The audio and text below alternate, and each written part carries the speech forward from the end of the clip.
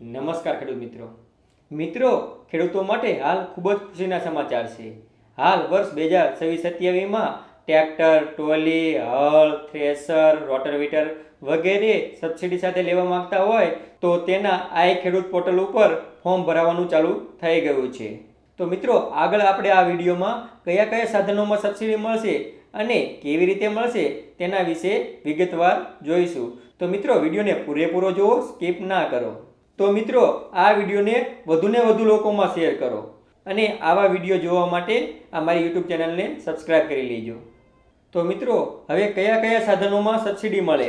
Tractor 20 થી 60 horse power, Sanedo, Taylor એટલે કે ટોલી, રોટાવેટર એટલે કે કટર, કલ્ટિવેટર એટલે કે દાંતી, પાવર થ્રેશર એટલે કે હલર, પાવર ટીલર વાવણિયા એટલે કે ઓટોમેટિક ઓરણી, હળ, શ્રેડર, વિનોવિંગ ફેન એટલે કે અનાજ ઉપાડવાનો પંખો, બ્રશ કટર એટલે કે હાથથી કાપવાનું સાધન, પ્લાન્ટર બટાકા વાવવાનું સાધન, બટાકા કાઢવાનું સાધન, ગ્રાઉન્ડ નટ ડિગર મગફળી કાઢવાનું સાધન, ખાડો ખોદવાનું સાધન, લેન્ડ લેવર સુપડી, લેઝર લેન્ડ લેવર સુપડી એટલે કે મોટી સુપડી, પશુ સંચાલિત વાવણીઓ, સ્પ્રેયર એટલે કે દવા છાંટવાનો પંપ, હેરો એટલે કે તમામ પ્રકારના રાંપ।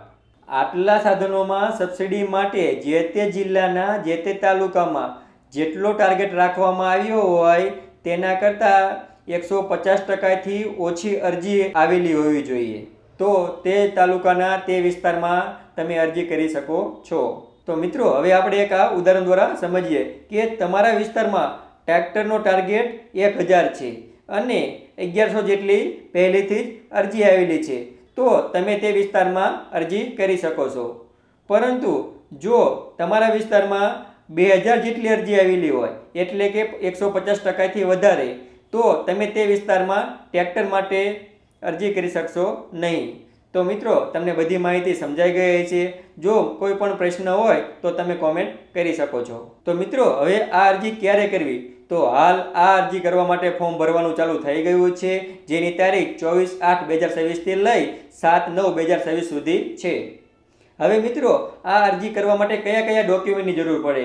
તો કે 7/12/8, આધાર કાર્ડ અને તમારી બેંક પાસબુક, સાથે સાથે તમારું આધાર કાર્ડ નંબર જે મોબાઈલ નંબર સાથે લિંક હોય તે મોબાઈલ, અને ઓનલાઈન અરજી થઈ જાય એટલે તેની એક પ્રિન્ટ કાઢી લેવી અને તે સાચવીને રાખવી। અને મિત્રો આની તમને SMS દ્વારા જાણ કરવામાં આવશે અને સાથે સાથે તમારા જેટલા બધા ડોક્યુમેન્ટ છે એ ઘરે બેઠા જ ઓનલાઈન વેબસાઇટ ઉપર અપલોડ કરી દેવાના છે। અને મિત્રો હવે આ ડોક્યુમેન્ટ તમારે તાલુકા ખેતીવાડી ઓફિસે અથવા તો ગ્રામ સેવકને જમા કરાવવાના રહેશે। ત્યારબાદ આ સાધનોનું વેરિફિકેશન થશે અને જો તમારું વેરિફિકેશન કમ્પ્લીટ થઈ જાય તો સીધી જ સબસિડી તમારા ખાતામાં આવી જશે। તો મિત્રો તમને બધી માહિતી મળી ગઈ। જો કંઈ ન સમજાયું હોય તો તમે કોમેન્ટ કરી શકો છો અને આ વિડીયોને વધુને વધુ લોકોમાં શેર કરો અને આવા નવા વિડીયો જોવા માટે આ મારી યુટ્યુબ ચેનલને સબસ્ક્રાઈબ કરી લેજો।